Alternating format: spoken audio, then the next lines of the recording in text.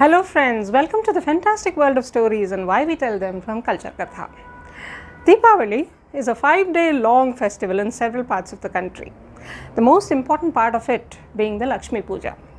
Goddess Lakshmi, as we know her today, is the goddess of wealth and consort of Vishnu.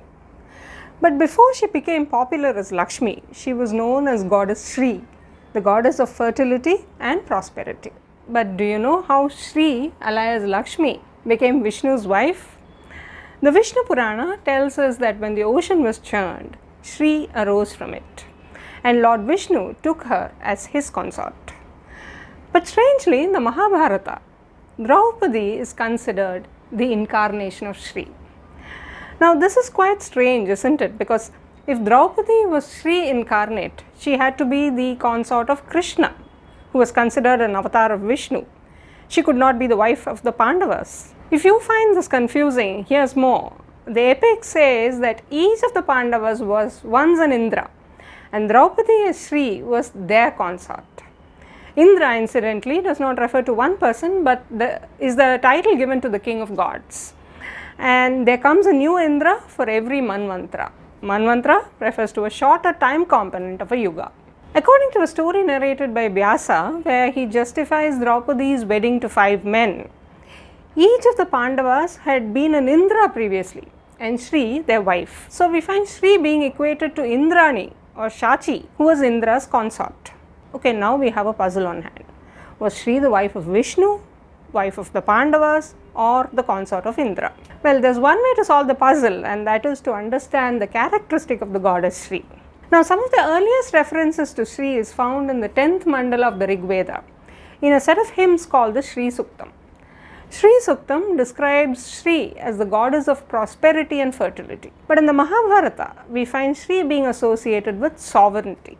And therein lies the clue to solving our puzzle. Shri represented the most desirable attributes for a king: prosperity, wealth, beauty, radiance, auspiciousness, power, and so on. So it's no surprise that Indra, being the king of the gods, came to be associated with the goddess. The Mahabharata compares his consort Shachi to Shri. The epic highlights the importance of Shri in its narration of the story of Skanda or Kartikeya. It says when Skanda, the young god of war, united with Shri, he became the general of the gods. So it appears that Shri was the personification of an intangible asset needed for success. And in the Mahabharata too, the Pandavas, who were divine incarnations themselves, eventually became the sovereigns of Hastinapura. Naturally, Draupadi, their wife, became the incarnation of Shri, the goddess of prosperity. With their marriage to Draupadi, the Pandavas obtained the wealth and the loyalty of the Panchalas. Their marital alliance with the Panchalas was also one of the key reasons why Dhritarashtra welcomed them back to Hastinapura and agreed to give them half the kingdom. Just as much as Draupadi alias Shri brought prosperity and kingship to the Pandavas, later in the epic, when Draupadi is assaulted in the Kuru court, we find Shri abandoning the Pandavas. Indeed, it is at this point that the Pandavas lose their wealth, their kingdom, and are forced into exile. So we find the epic's depiction of Draupadi as an incarnation of Shri very apt and consistent. Incidentally, it's not just Draupadi, but several women characters in the epic, including Damayanti and Shakuntala, were compared with Shri for their beauty. Thus, Shri also represented beauty in a woman. But Shri primarily remains the personification of prosperity, generally associated with kingship and sovereignty in the epic. All kings vied for her, sought her, and wanted her to remain with them forever. Without Shri, a king was rendered powerless. There are long discussions about Shri that take place between Yudhishthira and Bhishma in the Shanti Parvan of the epic, where Bhishma tells Yudhishthira that there can be no king or kingship without Shri. Now back to the question we asked ourselves in the beginning. If Shri was generally associated with kings and kingship, how did she become the exclusive consort of Vishnu? It was only at the beginning of the Gupta period, that is around the 4th century of the Common Era, that Shri or Lakshmi came to be identified as the exclusive consort of Vishnu. During the Gupta period, Vishnu as a deity became a royal favorite.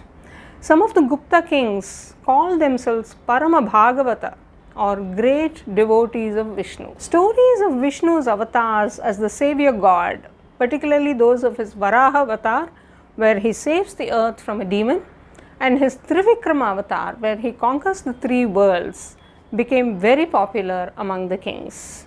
Over time, Vishnu acquired several royal attributes of a king, and not surprisingly, Shri, the goddess associated with wealth and prosperity, became his exclusive consort. This was also the period of intense temple building when our gods began to attain firm attributes or character.